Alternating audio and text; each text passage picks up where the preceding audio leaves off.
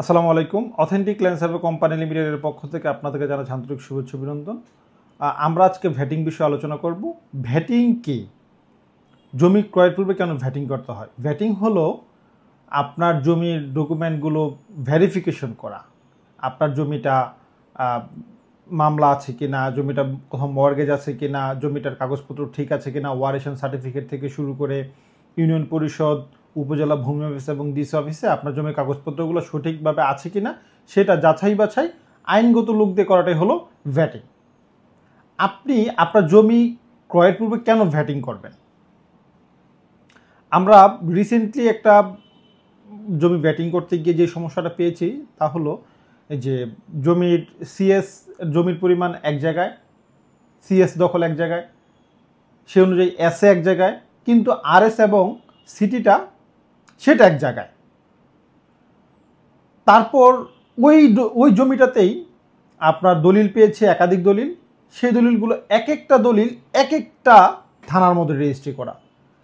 মানে থানার মধ্যে রেজিস্ট্রি করা মিনস এই না যে আপনার জমির ওইটাই রেজিস্ট্রি করা, এটা হলো এই জমিটাই ভিন্ন, মৌজা ভিন্ন, দাগ নাম্বার ভিন্ন, জাস্ট সবগুলো 3টা থেকে 4টা দলিল ছিল, সবগুলো দলিল ছিল ভুয়া, মালিকানা সত্যতা ছিল না।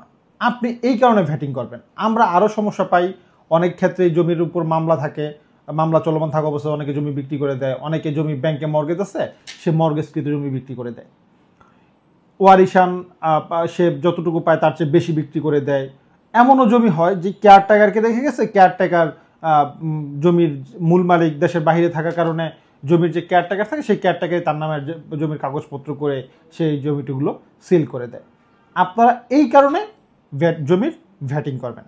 জমির ভ্যাটিং করার ক্ষেত্রে আপনার কি কি ডকুমেন্ট লাগবে? আপনাকে ধারাবাহিকভাবে সিএস থেকে শুরু করে একেবারে বর্তমান সর্বশেষ রেকর্ড পর্যন্ত যে সকল ডকুমেন্টগুলো আছে সেই ডকুমেন্টগুলো সত্যতা যাচাই করে নিতে হবে এবং সেই ডকুমেন্টগুলোর ধারাবাহিকতার সঠিক আছে কিনা সেটা আপনাকে দেখতে হবে।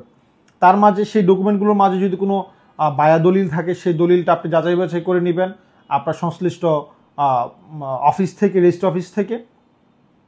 এবং যে জমি বিক্রি করবে তাদের ওয়ারিশ সনদ, এখানে কোনো ওয়ারিশ মানে বাদ পড়েছে কিনা, কোনো ওয়ারিশকে বঞ্চিত করে তারাই নতুন করে ওয়ারিশ নিয়েছে কিনা সেটা আপনাদেরকে দেখতে হবে। আপনি সাথে দেখবেন হলো জমির যেই ম্যাপের যে পরিমাণটা, সেই ম্যাপের পরিমাণটা। আমরা কিন্তু অনেকেই ভাবি যে জমি ক্রয় করার পর জমি সার্ভে করলে হবে, আসলে তা না। আপনাকে জমি ক্রয়ের পূর্বে জমিটা সার্ভে করে নিতে হবে যে আপনার জমিটা ওই দাগটাতেই কিনা। যে আপনি জমি ক্রয় করলেন একটা, কিন্তু আপনার জমির দাগ হলো আরেকটা, আপনি দখল আছেন একটাতে কিন্তু ক্রয় করছেন অন্যটাতে, সেটা যেন না হয়। আপনি সেটা দেখে নেবেন। আপনাকে ম্যাপের জমির পরিমাণ যতটুকু ক্রয় করতেছেন সেই পরিমাণটা আছে কিনা আপনাকে সেটা দেখে নিতে হবে। তারপর আপনি দেখবেন যে আপনার খতিয়ানের সাথে ধারাবাহিকতা প্যান্টাগ্রাফ করে যে আপনার যেই সিএস, এসএ, আরএস, সিটি অথবা বিএস যেটাই আমরা বলি সেইটার সাথে দাগ নাম্বারগুলো সামঞ্জস্য আছে কিনা। একই দাগ, মানে দাগ যেন আপনার একটা এক জায়গায় আরেকটা অন্য জায়গায় না হয়, সবগুলো দাগ যেন প্যান্টাগ্রাফটা করে নেবেন আপনি, যেন সবগুলো দাগ যেন একই থাকে। সর্বশেষ আপনি জমিটা সার্ভে করে নেবেন যেন আপনার দখলটা জমি ক্রয়ের পূর্বেই আপনি দখলটা যেন আপনার জমির দাতা যেন আপনাকে দখলটা দেখিয়ে দেয় যে হ্যাঁ এই দাগের মধ্যে এইটুকুর অন্দরে আপনার জমির অবস্থানটা এইটুকু।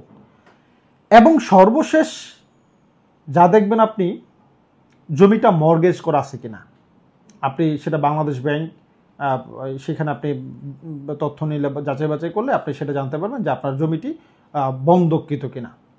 এইটাই হলো আপনার ভ্যাটিংয়ের কাজ। এবং আপনি কষ্টের টাকা জমি ক্রয় করবেন, অনুগ্রহপূর্বক কিছু টাকা খরচ করে আপনি জমিটা একটু ভ্যাটিং করে নেবেন। সেই ক্ষেত্রে আপনি সারা জীবন এবং আপনার পরবর্তী প্রজন্ম শান্তিতে বসবাস করতে পারবে। ধন্যবাদ সবাই।